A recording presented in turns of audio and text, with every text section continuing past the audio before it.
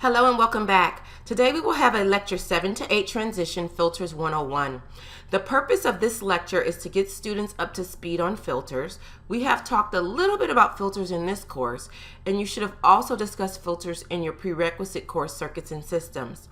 The objectives of today's lecture are to define a filter and name the four most common types, to identify the characteristics of a filter, including gain, bandwidth, center frequency, cutoff frequency, and quality factor, and to compare and contrast passive and active filters, and to define broadband filters. And there's also a such thing as narrowband filters.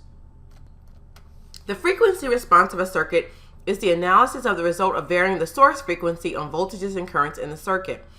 In your prior courses, you typically examined this by creating a Bode diagram and looked at the magnitude and the phase. Frequency selective circuits are circuits that pass only certain signals in a desired range of frequencies to the output of the system. This is used in radios, telephone systems, car stereos, televisions, etc. Frequency selective circuits are called filters. Filters weaken or attenuate any input signals outside of a particular frequency band. They may also amplify signals that are within a particular frequency band. The action of a filter on an input signal results in an output signal. So the most basic system block diagram, you have the input signal with a certain range of frequencies. It goes to a filter and it only passes certain frequencies to the output signal. The signals passed from the input to the output fall within a band of frequencies called the pass band. Frequencies not in the cutoff circuit's pass band are in the stop band. The cutoff frequency separates the pass band from the stop band. The cutoff frequency omega c is typically defined by engineers as the frequency for which the transfer function magnitude is decreased by 30%, or the factor 1 over the square root of 2, or negative 3 decibels. It can also be defined as where the magnitude of h of j omega at the cutoff is 0.707 h max, and is also sometimes called the half power point. The system bandwidth is defined as the frequency range for which the power of the output is within 1/2 of the peak output power. The frequency where the maximum average power is reduced by half is referred to as the half power frequency, half power point, or cutoff frequency. So what you should see here is there is a strong relationship between cutoff frequency, half power point, and bandwidth. So at this half power frequency, P out of omega is 1/2 P max of P out, or in terms of decibels, 10 log base 10 of P out of omega is 10 log base 10 1/2 P out max, or 10 log 10 1/2 plus 10 log 10 P out max, which is 10 log 10 of 1/2, which is negative 3 decibels. So the magnitude of h of j omega for all frequencies is greater than or equal to 1 over square root of 2 times the maximum of h of j omega. Passive filters. Passive filters have only passive circuit elements such as resistors, capacitors, and inductors, and all passive filters have a gain between 0 and 1. The four major types of passive filters are low pass, which pass low frequencies and stop high frequencies such as in a woofer; high pass filters, which pass high frequencies and stop low frequencies as in a tweeter; bandpass filters, which pass frequencies within a frequency band and block or attenuate frequencies outside that band, such as in a radio; and bandreject or notch filters, which pass frequencies outside a frequency band and block or attenuate frequencies within the band, such as in unwanted noise. The center frequency omega naught of a bandpass filter is defined as the frequency where the magnitude is maximum. You also have a center frequency for a band reject or notch frequency, and is defined as the frequency where the magnitude is minimum. The center frequency is also referred to as the resonant frequency. It's the frequency for which a circuit's transfer function is purely real.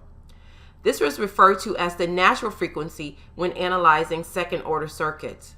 The center frequency is the geometric mean of the pass band, or where omega naught is equal to the square root of omega c1 times omega c2. The bandwidth B is the width of the pass band for a bandpass filter. It's equal to omega c2 minus omega c1. And the quality factor of a bandpass filter is defined as the ratio of the center frequency omega naught to the bandwidth of the filter. This gives a measure of the width of the filter, and high Q filters, where Q is greater than 1/2, are referred to as narrow band filters. So Q is equal to omega naught over B. Active filters. Active filters include operational amplifiers along with resistors, capacitors, and or inductors, and can have a gain greater than 1. The advantage of active filters over passive filters is that they create a filter with an operational amplifier may be less expensive because they do not require inductors, and they can have a maximum magnitude that exceeds 1. Additionally, the addition of a resistive load will not alter the passband magnitude or the cutoff frequency of an active filter because it has the high input impedance and low output impedance. It is possible to create a broadband bandpass filter where omega C2 is greater than or equal to 2 times omega C1 by cascading a low-pass filter and a high-pass filter and an inverting amplifier. It is possible to create a broadband bandreject filter by putting a low-pass and high-pass filter in parallel and putting them in series with an inverting amplifier. So here's a summary table for our passive filters. So the first row, H is 0, is the value of the filter at DC or when the frequency is equal to 0. And notice that only the low-pass and bandreject have a value of 1. H of infinity represents the value of the filter as the frequency becomes very large. And notice that only the high-pass and bandreject are 1. And H of omega C or H of omega naught represents the value at either the cutoff frequency for the low pass and high pass filters or the values at the resonant frequency or center frequency for the bandpass and bandreject filters. So notice the bandreject is 0, the bandpass is 1. And here are examples of the frequency response where we compare the ideal to the actual. In the next lecture, we'll talk about why it's not possible to create an ideal filter, but the approximations or the actual are as close as you can come to that. And notice that the ideal has sharp corners like rectangles, but the actual actually has a die-off or a gradual die-off at the cutoff. And here are example circuits. There are more. These are just some possible examples. There's an RC circuit where you measure the voltage across the capacitor, low pass, or an RC circuit where you measure the voltage across the resistor, high pass, or an RLC circuit where you measure the voltage across the resistor, which is a band pass, or an RLC circuit where you measure the voltage across the inductor in series with the capacitor, band reject. Remember, at the resonant frequency for a series RLC circuit, the inductor and capacitor, their impedances essentially cancel each other out and it looks like a short, which means the impedance of the load becomes purely real. So that's why the band reject, when you measure across those two, drops to 0. And when the band pass, when you measure across the resistors, it becomes a maximum of 1. So the transfer functions for a low pass are the cutoff over S plus the cutoff. And then I've given you the transfer function for this particular circuit. The high pass is S over S plus the cutoff. The band pass is the bandwidth times S over S squared plus the bandwidth times S plus the center frequency squared. And the band reject is S squared plus omega naught squared over S squared plus beta S plus omega naught squared. And for the circuit we have here, the cutoff frequency is 1 over RC or 1 over tau. Remember, if you have a different circuit, the cutoff frequency may be different. And the frequency response and magnitude are taking the transfer function, substituting j omega for S, and then solving for the magnitude. And the angles for these particular circuits, the first one is negative the arctangent of omega RC, and the high pass is 90 degrees minus the arctangent of omega RC. The phase for the band pass and band reject is a little bit more complicated, so it's not done here. And finally, the center frequency and bandwidth for the band pass and band reject filters is, the center frequency is 1 over the square root of LC, and the bandwidth is R over L.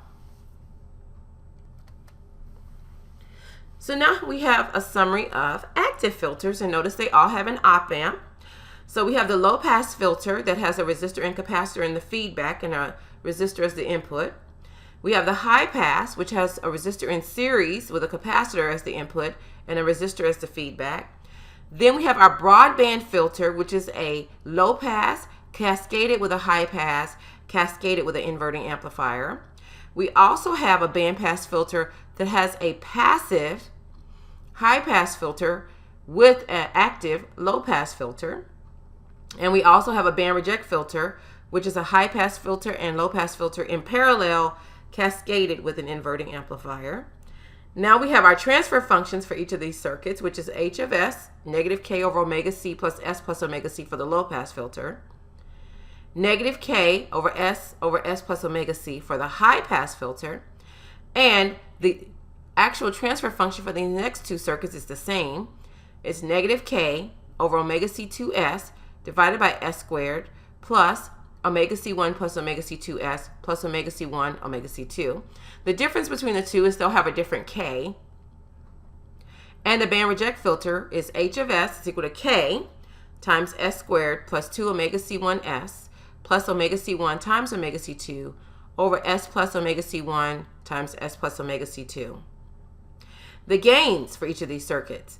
The high pass and low pass have the same gain of R2 over R1. The cascaded bandpass filter has a gain of RF over R1. The bandpass filter with the single op amp has a gain of R2 over R1.